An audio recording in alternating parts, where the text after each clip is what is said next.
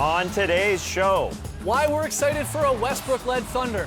Michael Jordan snaps his first selfie. And the top 5 forgotten moments from the Spurs championship run. It's Tuesday, October 28th. Opening night of the starters starts now.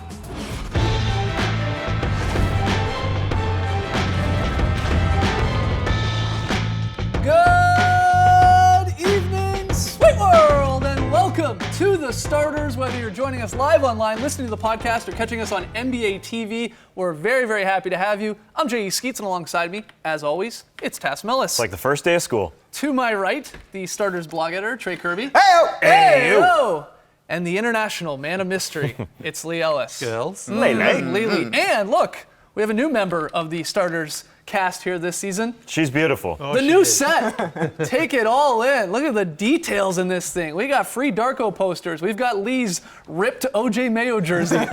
The social media awards that we somehow won. An actual starter. An actual car starter, yes. There it is. Lee's 87 All-Star Game VHS.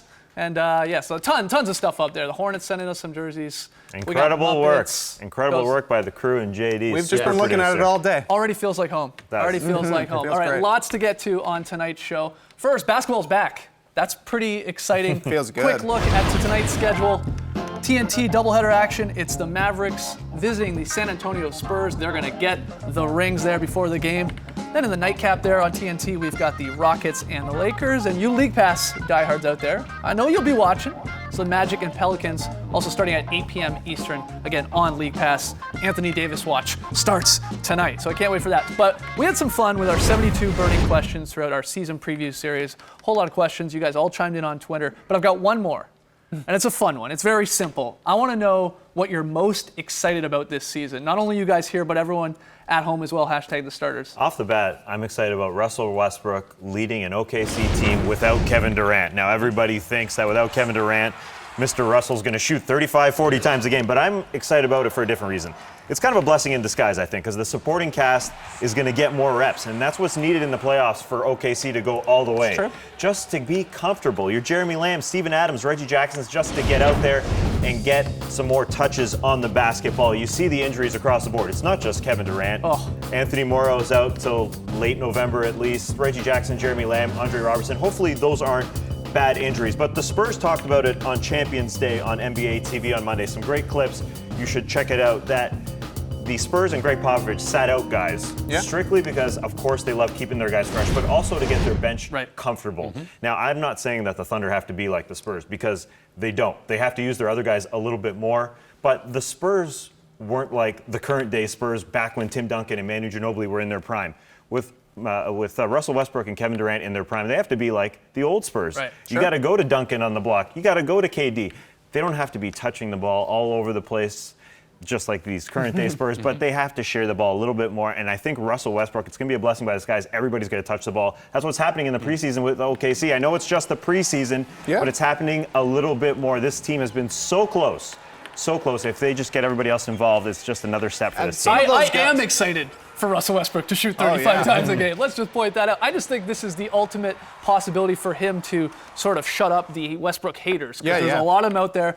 It's the perfect opportunity. There's no KD. If he can keep this team sort of as one of the upper echelon teams in the West without him, Durant in there, I mean, that really does. What do the detractors of Westbrook say then? Yeah, but what happens if Serge Ibaka and Russell Westbrook and a bunch of, backup players isn't enough for the Thunder, and then they're in a hole after 20 games? Then Kevin Durant comes back with an overuse injury in his foot, and he's playing a ton of minutes to try and get him back. It could be a disaster, but it's going to be fun to watch at the beginning for sure. Well, we're excited about the Westbrook-led Thunder. What else, Lee, in particular, that are you excited about going into this season? LeBron's back in Cleveland, and Derrick Rose is healthy again, back on the Chicago Bulls. This just makes the Eastern Conference now, again, just such a great battle. These two teams have battled in the past, and now we've got LeBron going back there. And Derrick Rose, let's just hope he can stay healthy, because obviously that's a storyline in itself. But, I mean, LeBron shocked everyone, really, by going back to Cleveland. I don't think we realistically thought that was going to happen this time last year. I think his mom knew.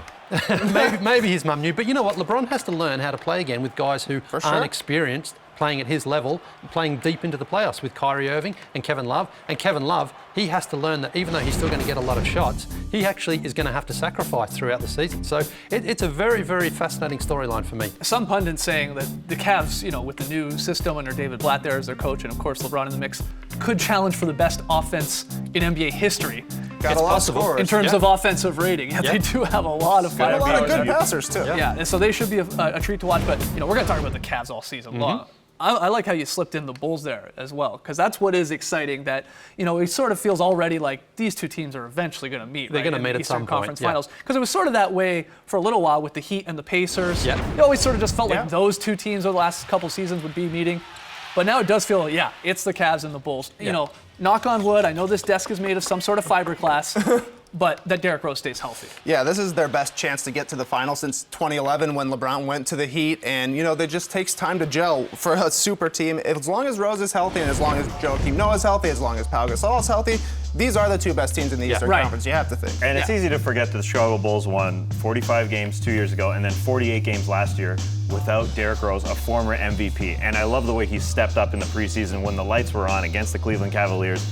I know it's preseason, but he looked incredible. You watch more preseason action than anyone I know. Well, to watch Derrick Rose play, hey, preseason free basketball, I'll take it. A 30-point performance.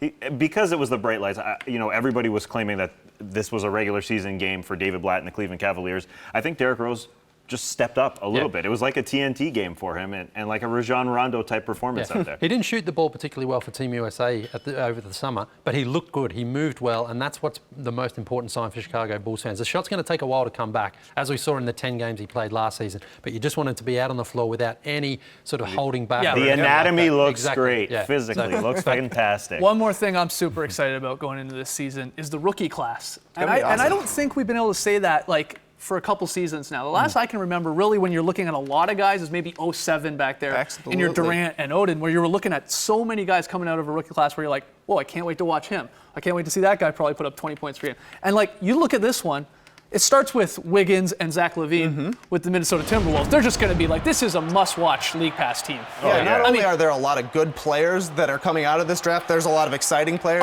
We're going to have a crazy highlight reel at the end of the year of the best rookie plays. Even Nerlens Noel's coming in after sitting out a season. His blocks are exciting. The fact that he just jumps as high as he can to shoot his jump hook is pretty cool. Exactly. And so you got those two guys in Minnesota. You got, of course, Jabari Parker, who a lot of us are picking as Rookie of the Year. He really is going to be in that close to that 20 points per game. The guy can score with the best of them already.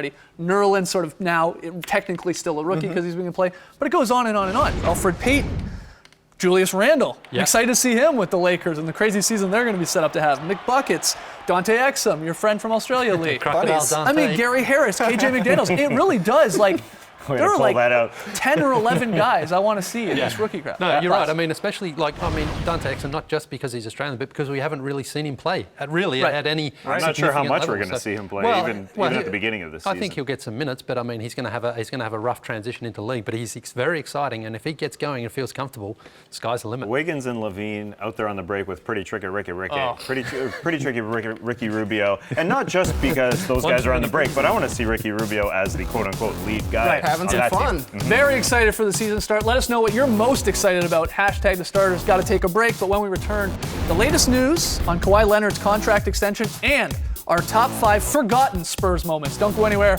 You're watching the starters.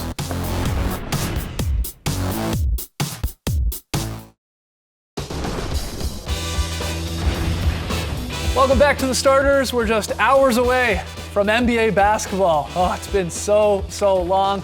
And the marquee game once again tonight is the Mavericks and the Spurs. It's the first one of the TNT doubleheader. It'll get us started there. Got the Rockets and the Lakers later on, but we're going to see the Spurs get their championship rings before They don't the game. lose on ring night. They're 4-0 in their history on ring night. Well, there you go. Got a guarantee? No, you no, go. it's not. But we know all of the highlights, I guess, if you want to call it that, from last year's championship. Spurs, the Ginobili dunk in Game 5 on Bosch, and of course winning it all, their 5th championship. Kawhi Leonard, the youngest Finals MVP since Magic Johnson. Those are all the moments we know. But what about the ones we've sort of forgotten? There's some good ones. It's a long season. We've compiled Yep. a top 5 forgotten moments from the Spurs 2014 NBA Championship Series. Tassie, take us through it. There were so many moments that the Spurs provided. You got to forget this one. Corey Joseph on Serge Ibaka, Western Conference Final. On him? I Yes, mean, yes, he snuck it No, by no, us. that Still is a right huge on him. momentum swing, though. He's going at the best Humongous. shot blocker in the league. Canadian attitude there, too. At number 4, December 2nd, Hawks Spurs. Kaka! Tim Duncan, game winner. Now look, game winner, nice. I just love TD's reaction. Yeah, a little skip back, a little jaunt, no problem. You may have missed this. This was a fantastic moment during the Spurs championship parade. Greg Popovich counting his rings, pretending to forget. Yeah, Pop, nice. He's calling out LeBron there, He's right? trolling LeBron Yeah. for the not one, not two, not three. Good stuff. At number 2, love this moment between the Nuggets and the Spurs. Ty Lawson goes to save the ball, runs into the Coyote, the Spurs mascot, and he comes up with his eyes all crazy. Legendary mascot. And then he just loses them. And really plays it up. Oh, the vertical eyes. Love Oh it. my That's God. why he's one of the best. Put that on repeat. And the number 1 Spurs play, it's forgotten because it's just a Spurs passing play because it's so beautiful. 6 seconds left on the shot clock. Manu starts up the offense and they still get 3 beautiful passes in, finished by Wide a open Timmy shot. touch pass. How many of those passing plays did they have? A billion. That was the play of the year right there. That It is was, just yeah. textbook basketball. Very solid. We had there on the graphically. solid. Thumbs So many up. 5 seconds left on the shot clock. All right, so back to tonight's game. Unfortunately, Kawhi Leonard, he's not going to play in tonight's opener because he has an eye infection.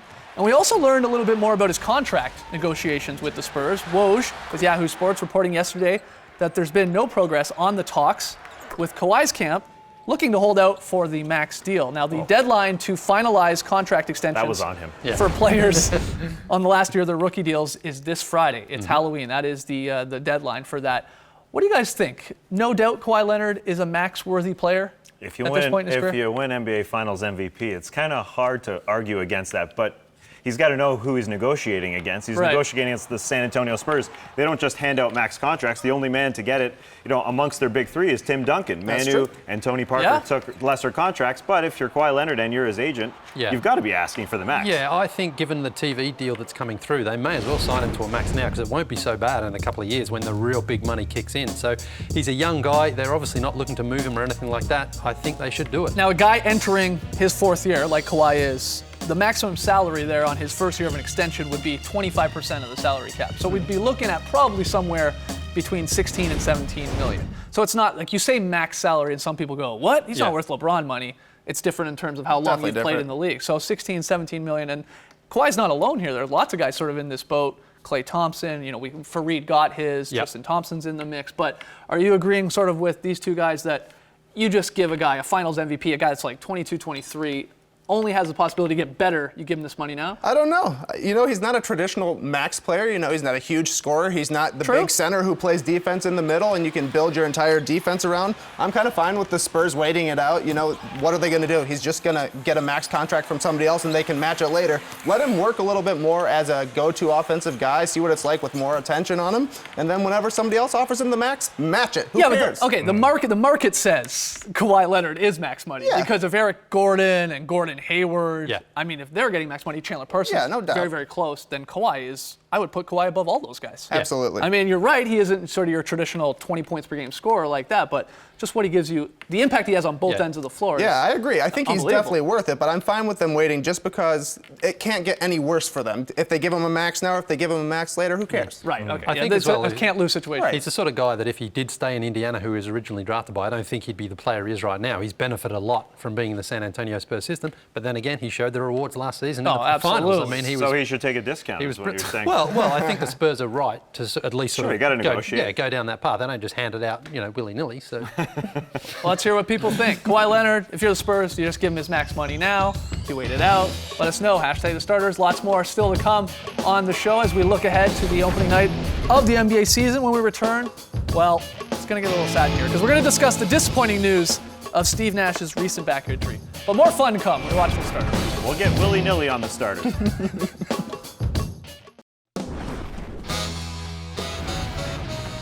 Welcome back to the starters. Very excited for the upcoming season, but a little sad news right now, and I'm sure you guys heard about this. Late last week, we learned that 40-year-old Steve Nash will miss the entire season because of a back injury, putting his career, of course, in doubt. Nash played in only 15 games last season with nerve root irritation, but he hoped for a comeback season after several months of rehabilitation. He did play a couple games in preseason, but that hope went out the window when he strained his back while carrying travel bags. So Nash done for the season, and let's be honest, we haven't heard from him or the Lakers specifically, but what, 99% sure that I would he's think done you for would good, have to think being so. 40 years old and with this, ongoing back problem? Yeah, especially with the condition. I mean, the nerve injury. Yeah. He's obviously working as hard as he possibly can. It's been documented, cameras following him the last couple of years. He's working his butt off to get back. Let's just hope it doesn't affect him long term. Yeah. That's what he has to look Off at the now, court, his yeah. actual Yes. long-term health. He's got a couple of kids there at home. He wants to be able to play with them. He's only 40, which is old in professional sports life, but it's young in real life, isn't Yeah, it? what's disappointing about this is I don't think anyone was going into this Lakers season with Steve Nash coming back and, of course, Kobe coming back thinking, oh, Nash will be back to All-NBA and No, All-Star. right. But you wanted him to go out on his own terms Yeah. and to give it sort of one last go. And he's just still, even over the last couple years when he's had injuries, still one of the most enjoyable Yeah. players Oh, yeah. to watch. So this is just, again, especially two of us here as Canadians, very disappointing because he's the, you could argue he's the best Canadian athlete the last 25 years. Yes.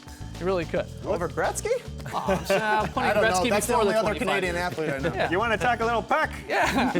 I mean, look at this glorious history. He led the best offense 9 straight years. And That's crazy. it is crazy. And for those people who say that this type of team couldn't win, listen, if he had a defensive-minded big on one of his teams, maybe they go on to a championship. I mean, maybe Game 5 of the Western Conference Finals versus the Lakers in 2010, if Kobe doesn't shoot an air ball that only Ron Artest yeah. can pick up and put back in, they go up 3-2 on the A lot Lakers. of what ifs. Yeah, there's a lot of. Yeah. But hey, sure, that happens. And he's not a winner because what? They got to 3 Western Conference Right. Finals. There's lots of other guys we claim are winners that got to Sure. conference finals. And I think we should be okay with putting that label on Steve Nash. There's lots to talk about with Steve. I'm sure we'll get to more later on this week. I was going to say later this week, we're going to get into it, especially on Friday's The Drop, and we'll discuss what that is a bit later on. But I do want to eventually get into, where is Nash rank in terms of the best point guards of all time? Is he the most, offensively?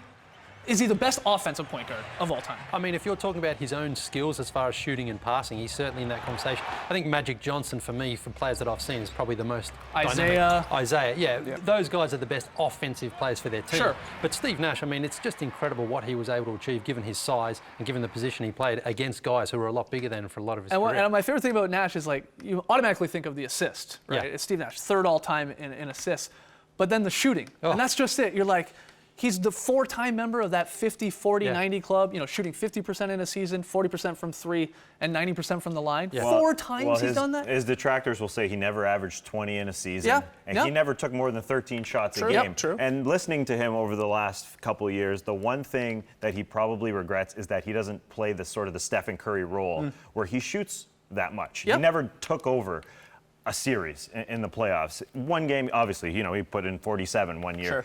But he never was that guy that took over. And that's the one sort of little Yeah. regret that he may have, that he never just took I do over. think- Although his offense was fantastic. I do think we have a lot to thank him for, though, because he made passing cool again. Like 2004, he comes in with the Suns, the ball's whipping around. It Yeah. makes players playing in pickup games want to pass more. Yeah. He's got that little move where he goes under the hoop, the midget. You do it, Skeets. It looks awesome. I don't do it nearly as good. Yeah, still, but I mean, people want to play like Steve Nash just because you can see how much fun it is Yeah. to play with Steve Nash. was And that's transcendent. pretty cool. Just getting back to the shooting as well, you mentioned the 50-40-90. Considering he's had a bad back for a lot of years and he's still been able to shoot at that high level, that really is amazing because if your back's not healthy, that affects every part of your game, and shooting obviously comes from that. And all the iconic moments too of bleeding out of his nose, or getting my popped God. in the. I Oh. remember when he collided heads with yeah. Tony Parker there in the playoffs, and just bleeding everywhere. Of course, same series, being hip checked Just by Robert flying Horry. around. I talked to Steve once about that, and he did say that he sold it. Yeah. He flopped. He admitted to flopping there. Yeah, I'm but- sure he need to, regrets. but- I'm Oh, sure he man. regrets selling it as well. Yeah. Because part of the reason why Amarian Boris right. probably dropped off the bench because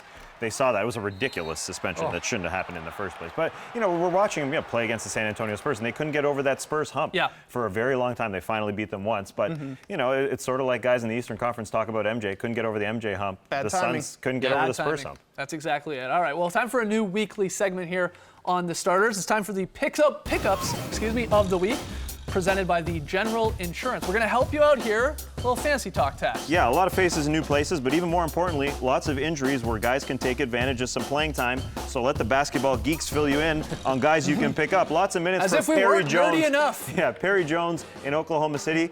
Lots of minutes. I picked him up. Tony Roten in Philadelphia. Michael Carter-Williams is out. I picked him up. Good move. Are we just looking at your fantasy No, team? these two guys I did not pick up. In Indiana, Luis Scola, again, I more picked injuries. him up. Did you? Nice Yeah. move. and Trey picked this man up, Rodney Stuckey. I picked him up. Good move, Trey. Why'd you pick him up? Well, I did pick him up originally because I realized I forgot to draft a backup point guard. But all these Pacers injuries, somebody has to score for this team. His percentages aren't great. He can't shoot threes, but he's going to put points on the board, and he's going to have about 1 million shots at his ready just because there's nobody else on the Pacers that's going to score. The number one option? Yeah, I guess so. They have They're no one Rodney playing right Stuckey. now. Stuckey, Skoll, I don't mind that pickup as well. Someone does have to score the basketball. All right, got to take one more break. When we return, Michael Jordan takes over Twitter. Hashtag MJ Takeover. Hashtag come on back. Hashtag the starters. Stuckey between a rock and a hard place? Not bad. All right.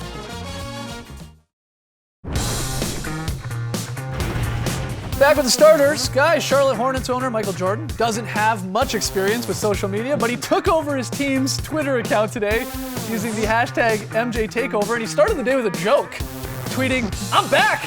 Yeah. Just kidding, LOL. Classic. I really like the idea of Michael Jordan saying LOL. Trying out social media for the first time and sharing my day with you. Ready? Yes. Of course, the hashtag there. A couple other of our favorites. He had a lot of tweets going out today, showing all of his Jordans there in the Hornets colors. I just want to go live in that room right now. Yeah. Just gaze onto them. Trey, the shoe man, the soul man. And this is the best one.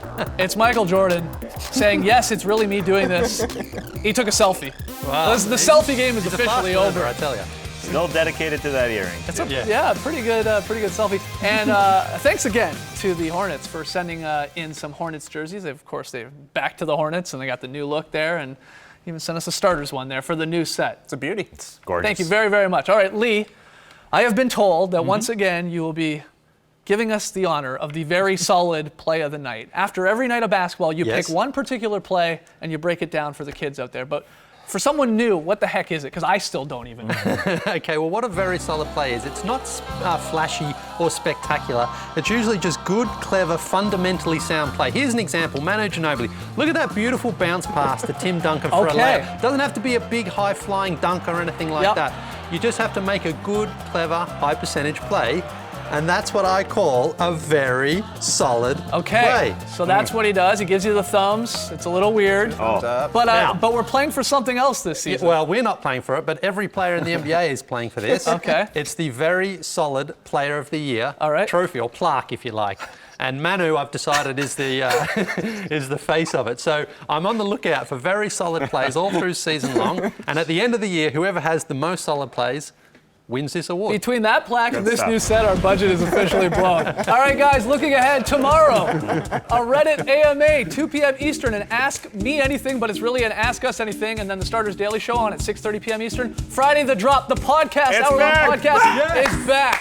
So make sure you subscribe on iTunes. Thanks for joining us today, folks. It was fun. And remember, a bar of soap just ain't what it used to be. Brace the night, people. It's not. No. What is it?